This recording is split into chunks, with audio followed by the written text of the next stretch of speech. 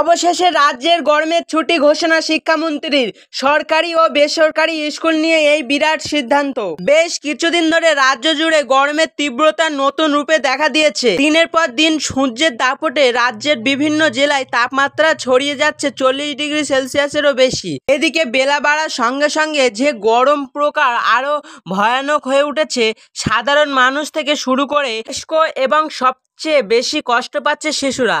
বিশেষ করে স্কুলগামী ছাত্রদের মধ্যে মাথা ঘোরা, পানি শূন্যতা, বমি বমি ভাব, অসুস্থ বাড়তে শুরু করেছে চরম হারে। এমন পরিস্থিতিতে রাজ্য সরকার এক গুরুত্বপূর্ণ সিদ্ধান্ত নিয়েছে। সরকারের মতে ছাত্রছাত্রীদের স্বাস্থ্য সুরক্ষা নিশ্চিত করতে এই মুহূর্তে সবচেয়ে গুরুত্বপূর্ণ বিষয় দাঁড়িয়েছে। যদিও এবার গ্রীষ্মের পশ্চিমবঙ্গ, দক্ষিণবঙ্গের জেলাগুলি গরমের তীব্রতার এক নতুন উচ্চতায় পৌঁছেছে। এদিকে মুর্শিদাবাদ, নদিয়া, বীরভূম, বাঁকুড়া, পশ্চিম বর্ধমান, পুরুলিয়া সহ একাধিক জেলায় 40 থেকে 42 ডিগ্রির কাছাকাছি বিরাজ করেছে। আবহাওয়া দপ্তরের মতে আবহাওয়ার এই অবস্থা আরও কয়েকদিন স্থায়ী হতে পারে। সব থেকে বেশি সমস্যায় পড়েছে শিশুরা। গরমের সময় দীর্ঘ যাতায়াত, ক্লাসরুমে দীর্ঘক্ষণ বসে থাকা, সব মিলিয়ে ঝুঁকির মাত্রা অনেকটাই বেড়ে চলেছে। বর্তমান পরিস্থিতিতে শিশুদের সুস্থতা বজায় রাখার জন্য বিশেষ ব্যবস্থা নেওয়ার অত্যন্ত জরুরি হয়ে দাঁড়িয়েছে। অনুমান করা যাচ্ছে গরমের মাঝে ছোট ছোট শিশুরা প্রতিদিন স্কুলে যাওয়ার সময় শরীরে পানির ঘাটতি, ক্লান্তি এবং হিট সংক্রান্তর মতো গুরুত্বপূর্ণ সমস্যার সম্মুখীন হতে পারে।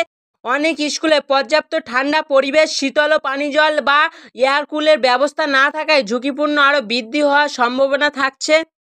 তাই এই অবস্থায় সরকার যদি সময়মতো পদক্ষেপ না নিত, তাহলে সুস্থতার পরিমাণ দ্রুত বাড়তে পারে। রাজ্যের তরফ থেকে বেসরকারি স্কুলগুলিতে অনুরোধ করা হয়েছে যাতে তারাও শিক্ষার্থীদের সুস্থ রক্ষার কথা মাথায় রেখে এই নিয়ে প্রয়োজনীয় ব্যবস্থা গ্রহণ করে। যদিও কিছু বেসরকারি প্রতিষ্ঠান ইতিমধ্যে গরমের ছুটি এগিয়ে এনেছে, অন্যদিকে কেউ কেউ ক্লাসের সময়সীমা কমিয়ে দিচ্ছে, আবারও কেউ কেউ অনলাইনে ক্লাস চালু করেছে। সরকার মনে করছে শুধু সরকারি স্কুল নয়, সব ধরনের শিক্ষা প্রতিষ্ঠানে উচ্চ পড়ুয়াদের স্বাস্থ্যের প্রয়োজনে সচেতন অবলম্বন করা।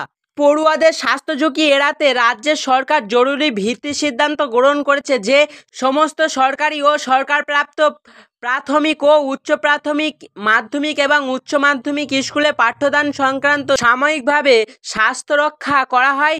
পার্বত্য এলাকা ছাড়া রাজ্য সব জেলায় এই নির্দেশনা কার্যত হবে বলে জানিয়ে দেওয়া হয়েছে।